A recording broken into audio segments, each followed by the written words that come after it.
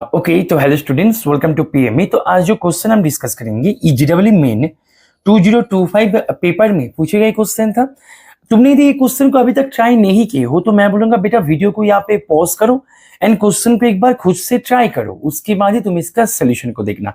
देखो तुम्हारे पास यहाँ पे क्या क्या इन्फॉर्मेशन दे रखा है। बोला जा रहा है यहाँ पे alpha theta beta theta be two distinct root of this quadratic equation. तुम्हारे पास ये इक्वेशन का दोनों रूट दे रखा है अल्फा एंड बीटा। ठीक है, यहाँ पे अल्फा थीटा इसलिए दे रखा है क्योंकि थीटा के ऊपर डिपेंड हो रहा है, बस यहाँ पे इसका रोल है। बाकी तुम इसको अल्फा बीटा नाम से भी बुला सकते हो, राइट। अभी यहाँ पे बोला जा रहा है कि small M and capital M ये डिनोट करता है यहाँ पे तुम्हारे पास alpha raise to the power 4 and beta raise to the power 4 इसका मिनिमम वैल्यू एंड इसका मैक्सिमम वैल्यू। तो यहाँ पे देखो अल्फा एंड बीटा ये दोनों थीटा के ऊपर बेस करके वेरी होगा। दैट मीन्स थीटा जब मैं चेंजेस करेंगे तो alpha raise to the power 4 plus beta raise to the power 4 इसका वैल्यू भी चेंज होता हुआ जाएगा जब भी मैं थीटा चेंज करेंगे। तो यहाँ पे यही पूछा जा रहा है कि इसका जो थीटा चेंज करने के बाद जो वैल्यूज आ रहा है उनमें से जो मिनिमम वैल्यू है उसको स्मॉल एम से डिनोट करो एंड जो मैक्सिमम वैल्यू है उसको कैपिटल एम से डिनोट करो, राइट। अभी इन दोनों का सम करके जो आ रहा है उसको 16 से मल्टीप्लाई करके तुम मुझे बोलो यहाँ पे ऑप्शन में से कौन सा यहाँ पे उसका वैल्यू होगा। तो वेरी सिंपल तरीके से क्वेश्चन यहाँ पे प्लॉट तो किया गया था। तो तुम्हारा फर्स्ट टास्क है कि अल्फा एंड बीटा या फिर दोनों क्या दे रखा है, गिवन जो क्वाड्रेटिक इक्वेशन है उसका रूट। यानी कि मैं यदि इसको इस तरीके से सोचे कि मेरे पास गिवन इक्वेशन कुछ इस प्रकार से दे रखा था, गिवन इक्वेशन कुछ इस प्रकार से दे रखा था 2x square plus cos theta x right minus 1 equals to 0 where theta belongs to 0 से 2 पाई, राइट। अभी बोला जा रहा है कि ये इक्वेशन का रूट्स है अल्फा एंड बीटा, यानी कि मेरे पास alpha plus beta equals to minus cos theta upon 2 and alpha beta equals to क्या हो जाएगा माइनस यहाँ पे 1/2। इज इट ओके और नॉट? Very good. अभी बेटा एक बात बताओ, तुम्हें करना क्या है। तुम बोलो सर हमें ultimately alpha raise to the power 4 plus beta raise to the power यही निकालना है। अलग अलग थीटा के लिए अलग अलग निकल के आएगा, लेकिन निकालना तो यही है।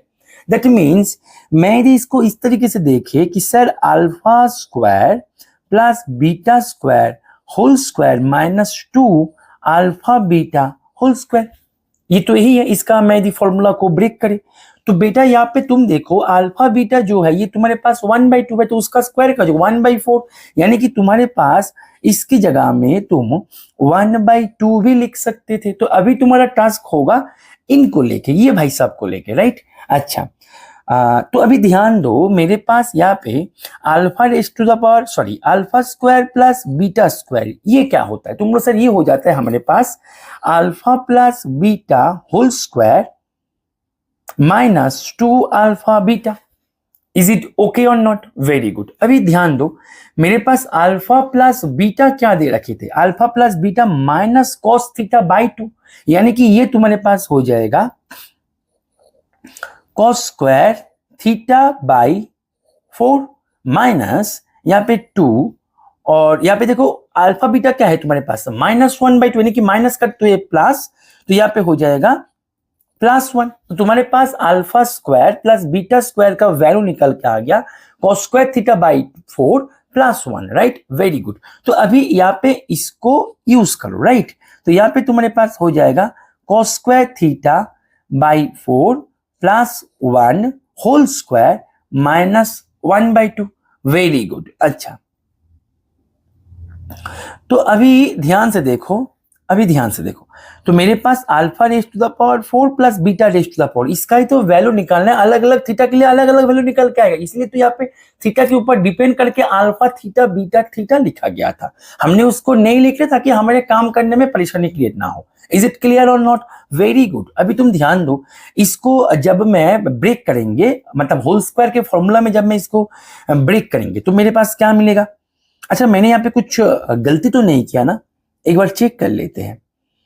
नहीं, यहाँ पे कुछ गलती नहीं हुआ है। तो यहाँ पे cos raise to the power 4 theta upon 4 square, यानी कि 16 plus 2 cos square theta by 4 +1 -1/2, very good. तो यहाँ पे तुम बोलो सर इसको हम यहाँ पे इसका काम कर देते हैं और इसका भी सर हम काम कर देते हैं, राइट। तो तुम्हारे पास ध्यान से देखो, तुम्हारे पास यहाँ पे क्या मिल गया, alpha raise to the power 4 plus beta raise to the power 4, इसका वैल्यू मिल गया cos raise to the power 4 theta by 16 plus cos square theta by 2 plus 1/2। बहुत बढ़िया बेटा। अभी थीटा के ऊपर नजर डालो कि थीटा कहां से कहां पे आ रहा है। तुम बोलो सर थीटा जो है, थीटा यहाँ पे आ रहे थे 0 से 2 पाई के अंदर, राइट। तो 0 से 2 पाई इसके अंदर से थीटा आ रहे थे, राइट। Very good. तो बेटा एक बात बताओ तुम मुझे एक बार फिर से कि कॉस थीटा का कर्व तुम यहाँ पे ड्रॉ करो। कॉस थीटा 0 से 2 पाई, यहाँ पे अपना पाई है, राइट। अच्छा, तो cos 2 पाई मतलब 0 से 2 पाई क्या करते हैं, यहाँ पे पाई/2 है, राइट। तो यहाँ पे cos क्या करते हैं, ऐसे करके पाई पे होता है -1, राइट। फिर ऐसे करके तुम्हारे पास 2 पाई पे होता है +1। तो यहाँ पे मेरे पास cos, यहाँ पे मेरे पास -1, राइट, और यहाँ पे मेरे पास +1, ठीक है ना। अभी ध्यान से देखो, मेरे पास यहाँ पे मैं यदि बोले यहाँ पे इसका वैल्यू जो है, इसका मिनिमम वैल्यू मैं यदि निकालने की कोशिश करी, ये कंप्लीटली निर्भर होगा, कंप्लीटली डिपेंड करेगा cos थीटा के वैल्यू के ऊपर। cos थीटा का मैक्सिमम वैल्यू क्या आ रहा है, तुम बोलो सर थीटा यहाँ पे cos थीटा का मैक्सिमम वैल्यू आ रहा है सर 1 है, लेकिन 1 यहाँ पे अटेंड नहीं हो रहा है। ध्यान से देखो 1 0 पॉइंट को यहाँ पे यहाँ से हटाया गया है। तो यहाँ पे ध्यान से देखो एक बात और बोनस पे तुम देखो, cos थीटा का वैल्यू मैं यदि -1 ले ले तो बेटा -1 तो अटेंड हो रहा है। तो -1 जब अटेंड होगा, जब मैं यहाँ पे बैठेंगे cos theta raise to the power 4, तो -1 बदल जाएगा +1 में। इन दैट केस वो हो जाएगा मैक्सिमम वैल्यू। तो देयरफॉर जब मैं यहाँ पे +1 बैठाएंगे तो इसका मैक्सिमम वैल्यू कैपिटल M कैसे निकल के आएगा, तुम बोलो सर 1/16 प्लस 1/2 प्लस 1/2, यानी कि सर इसका मैक्सिमम वैल्यू निकल के आ गया 1। तो यहाँ पे मतलब 1/16 प्लस 1 यानी कि 17/16 ये हो गया इसका मैक्सिमम वैल्यू। यहाँ पे फिर से मैं एक बार बता दूं कि तुम्हें यहाँ पे लग रहा होगा कि सर यहाँ पे तो 1 आ रहा था cos थीटा का मैक्सिमम वैल्यू, आपने -1 को क्यों लिया। बेटा -1 को मैंने लिया नहीं, ध्यान से देखो मेरे पास मैक्सिमम वैल्यू 1 cos थीटा यदि 1 हो जाए, या फिर मेरे पास यहाँ पे स्क्वायर है ना, 4th है ना, तो यहाँ पे मैं यदि -1 करे या 1 करे, मेरे पास तो मिलेगा तो मैक्सिमम वैल्यू। इसके अलावा मैं जो भी कर ले बेटा, वहां पे मेरे पास जो भी यहाँ पे पॉजिटिव का सेंस दे के रखा है, तो नेगेटिव का तो कोई रोल यहाँ पे आएगा ही नहीं, वो तो वैसे ही डिस्कार्ड हो गया। इसीलिए मेरे पास -1 पॉइंट पे इसका मैक्सिमम, जब भी मेरे पास cos थीटा -1 लेगा, in that case cos square theta and cos raise to the power 4 theta maximum को अटेंड कर जाएगा। ऐसे ही करके मैं जब मिनिमम की चर्चा करेंगे तो मिनिमम क्या होगा, तो बोलो सर 0 पे होगा मिनिमम, यानी कि मेरे पास मिनिमम हो जाएगा जब cos मेरे पास खुद 0 हो जाए। तो cos जब खुद 0 हो जाएगा, और वैसे भी ये तो हो ही रहा है, π/2 पे हो रहा है, 3π/2 पे हो रहा है, दैट मीन्स cos जब 0 हो जाएगा, दैट मीन्स ये मेरे पास 0 0 1/2। तो तुम्हारे पास मैक्सिमम एंड मिनिमम वैल्यू तुम्हारे पास निकल के आ गया कि सर m प्लस m मेरे पास आ गया 17/16 प्लस 1/2, यानी कि सर m प्लस m ये मेरे पास आ गया 16, यहाँ पे 17, यहाँ पे 8 to the 16 यानी कि 8। तो यहाँ पे मेरे पास सर क्या निकल के आ गया, ये हो गया सर 25 हो रहा है ना, 3 और यहाँ पे 5 है, यस 25 ये हो रहा है। अभी तुम्हें ये तो निकालने के लिए नहीं बोला गया था, इसके साथ 16 को मल्टीप्लाई करके तुम्हें निकालने के लिए बोला गया था, यानी कि जब भी तुम 16 को मल्टीप्लाई करोगे तो इन दैट केस ये हो जाएगा 25।